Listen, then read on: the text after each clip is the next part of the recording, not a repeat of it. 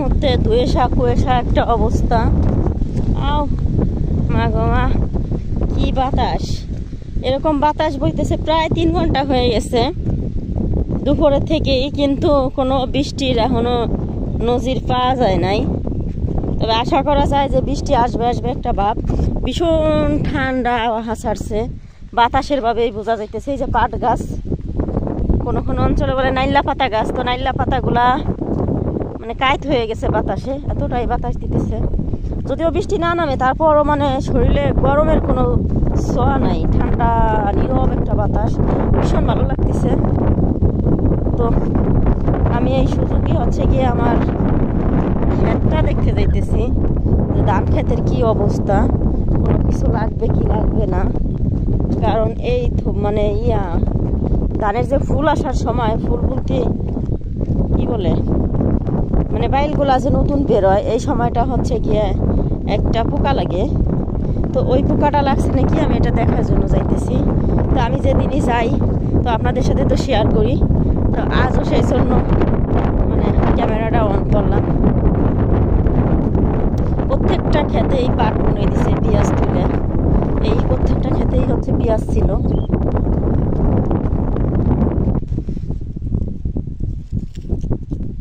এই যে আমি হাঁটতে হাঁটতে 3টে পেঁয়াজ পেলাম, নিয়ে নিলাম। খালাই দিয়ে তো লাভ নাই, কারো না কারো রিজিক আল্লাহ যেহেতু দুনিয়ায় পেঁয়াজটা সৃষ্টি করছে আর আমার সামনে হালাইছে, মানে আমার প্রয়োজন, আমি নিয়ে নিতেছি, কোনো ব্যাপার না।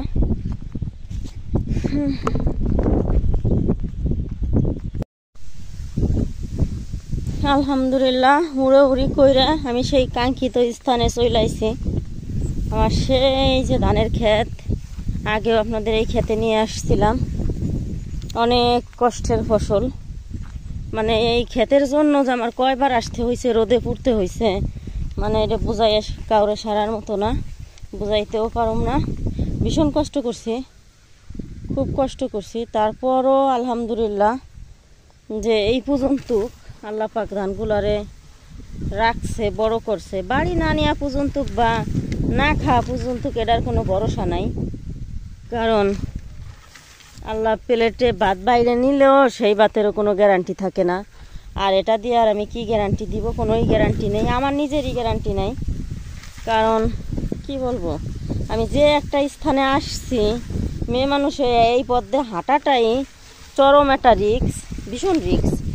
এই জায়গাতে থাকে হচ্ছে গিয়ে বড় বড় সাপ, কিন্তু কি করব, আমার দেখার কেউ নাই।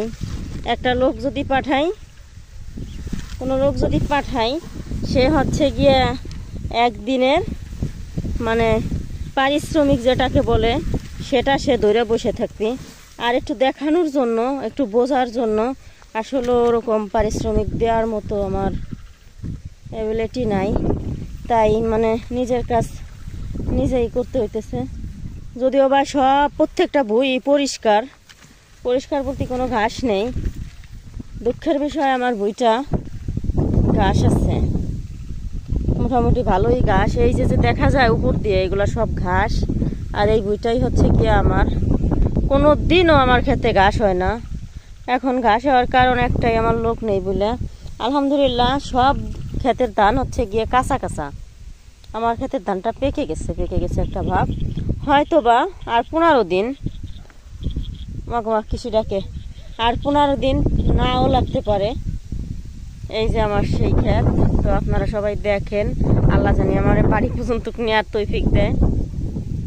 আমি এমন একটা জায়গায় আসছি, আশেপাশে মানুষ দেখা যায় খুবই কম, 2-4 জন মানুষ দেখা যায়।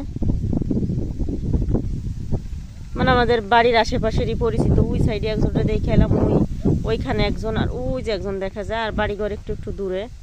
তো প্রত্যেক ধান হচ্ছে গিয়ে কেবল বেরোইতেছে, আর আমার ধানটা পেকে গেছে।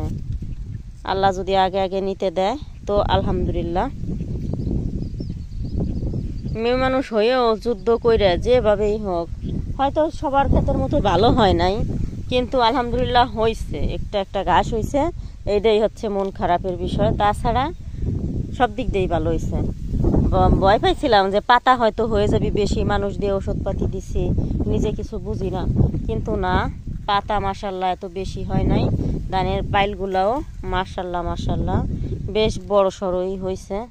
আল্লাহর কাছে লাখো কোটি শুকরিয়া যে আল্লাহ আমাকে এতটুকু দিছেন, আমি খুশি আলহামদুলিল্লাহ।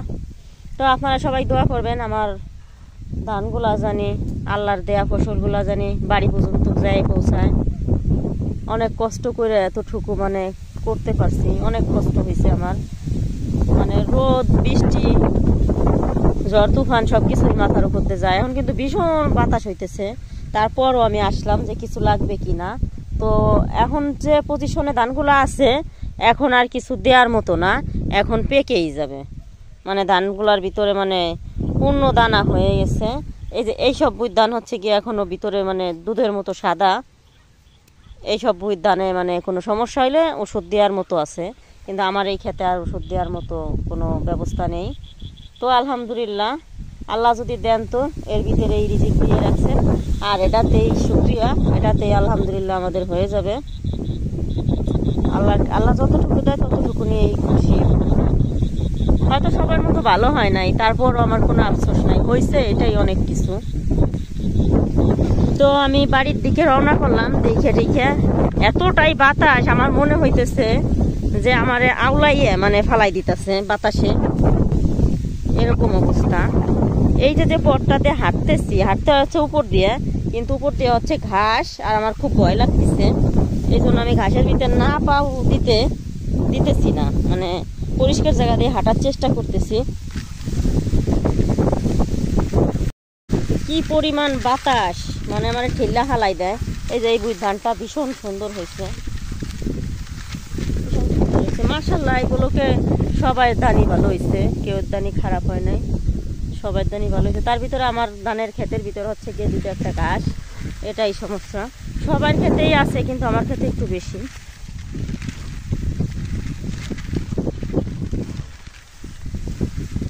এখন আর ধানে পানি দেওয়া লাগবে না, যে পানি যেখানে আছে এই পানিতেই হয়তো বা ধান পেকে যাবে। আর যদি একটা বৃষ্টি হয় তো হয়তো মনে করেন সারের কাজ করলো, হয়তো কোনো কথাই নাই। বাবা কি চলে ভয় লাগে। যাক, একটা পরিষ্কার জায়গায় কষ্ট করে আসতে পারছি, এখন আর তেমন ভয় নেই। বলতে এইসব জায়গাতে হচ্ছে গিয়া বড় বড় সাপ মারে, প্রতিদিন রাতেই শুনি যে যারা এই পোলকের ঘরে থাকে তারা সাপ মারে। দেখেন কিভাবে বাতাস হইতেছে। তো ওই সাপের কথা শুনে হচ্ছে গিয়ে আমার আর আশা হয় না, কিন্তু এখন আর না এসে পারলাম না, আমার মনে হইতেছে উড়াইয়া ফেলাই দিতেছে। তো আপনাদের সাথে কথা বলতেছি শুধু ভয় লাগে, এর জন্য সাথে কেউ আনি নাই। মেয়েটার হচ্ছে গিয়ে দাঁতে ব্যথা, এর জন্য আর ওরে সাথে আনি নাই। আমি কোথাও গেলে ওরে হচ্ছে গিয়ে নিয়ে যাই, ওরে আর নিয়ে আনা হয় নাই, কারণ ওর শরীরটা বেশি ভালো না।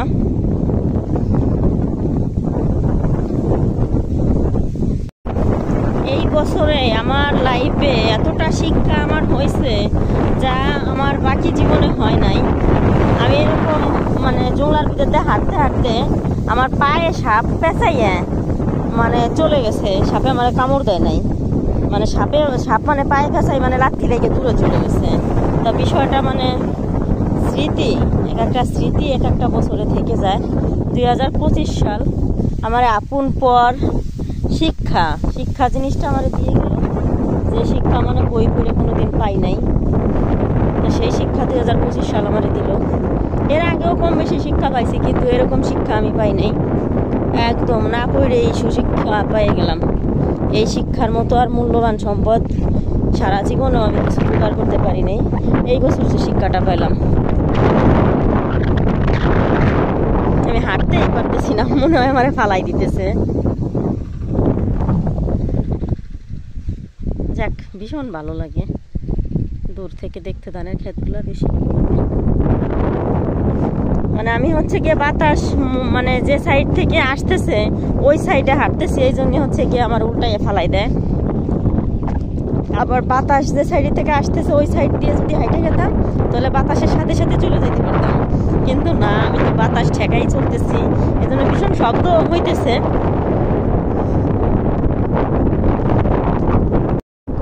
এখন কিন্তু সন্ধ্যা না, অথচ সূর্যেরও কোনো খবর নেই, আর রোদও নেই, কিছু নেই, মানে বৃষ্টিও নেই, এই যে ক্ষেতগুলো, এই ক্ষেতগুলো হচ্ছে গিয়ে পানি দিছে, পানি দিয়ে আজকেই পানি দিছে এই কিছুক্ষণ আগে পানি দিয়ে হচ্ছে গিয়ে পাট মানে পাটের বীজ বোনার জন্য। তো মানুষের মানে ফসল দিয়ে মানে আয় করবে কি, ব্যয় হয়ে যায় তার থেকে কিছুটা বেশি। এই যে ক্ষেতটা পানি দিছে কাঠা হচ্ছে গিয়ে 100 টাকা করে, 1 কাঠা বইতে পানি দিতে হইলে 100 টাকা লাগে। তো দেখা যায় ফসল যা হবে এই সার পানি বীজ দিতে দিতে মানে সেদিকে আর তাকানো যায় না। দেখা যায় গায়ে গায়ে শোধ, মানে খাইতে পিঠে যা করলো শোধ হয়ে যায়, লাভ আর কিছুই থাকে না। তারপরও মানে ফসল কম বেশি করা হয় এই জন্য যে কারো কাছে যাতে হাত না পাতা লাগে, অন্য দেশের থেকে একটা পণ্য না আইলে যাতে কান্নাকাটি করা না লাগে, এই জন্য হচ্ছে গিয়ে আমরা যারা কৃষক আছি ছোটোখাটো আমাদের কাজ করতে হয়। যেমন আমার যতটুকুই দান হোক,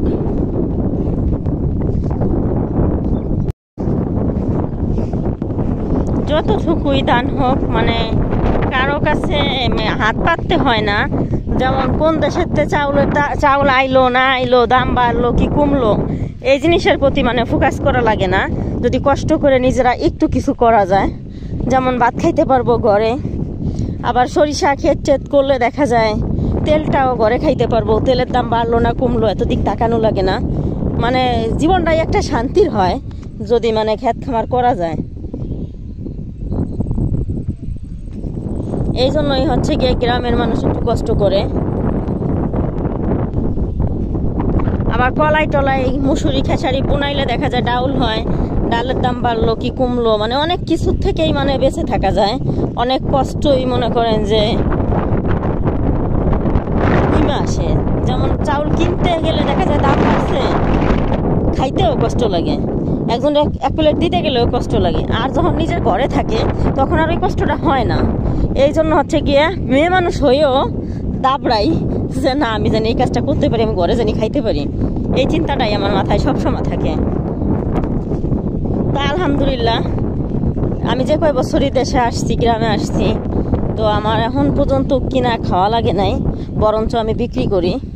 আর ভালো ভালো বড় বড় ফ্যামিলিতে যদি বছরে 20 মণ ধান লাগে, বড় বড় ফ্যামিলি বলতে 5-6 জন লোক মানে সব সময় থাকে যদি 20-30 মণ ধান লাগে, আমার লাগে 50 মণ। আমার কিন্তু লোক নাই, কিন্তু আমার খরচ অতিরিক্ত বেশি, কারণ আমার মেহমান বেশি, আত্মীয় স্বজন বেশি। এই জন্য আমার তো কিনে খাওয়া কোনো মতেই সম্ভব না। আমি হচ্ছে গিয়ে মারা যাবো কিনে খাইতে গেলে, ডাইরেক্ট কথা। কারণ এত পয়সা তো আর ব্যয় করা সম্ভব না।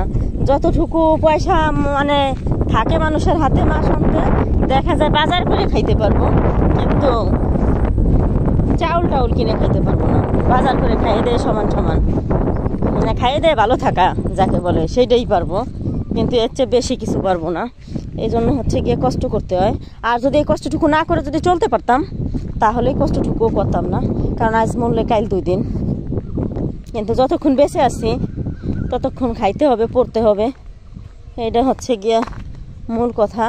তো আমি বাড়ির নাগলে চলে আসছি আলহামদুলিল্লাহ, অনেক কষ্ট করে, অনেক কষ্ট করছি। এখন লাগতেছে যে সন্ধ্যা হয়ে গেছে, কিন্তু না, আসরের আজান দিতেছে দূরে কোথাও, আমার কানে আওয়াজ আসছে। তো আপনারা সবাই ভালো থাকবেন, সুস্থ থাকবেন, আল্লাহ হাফেজ।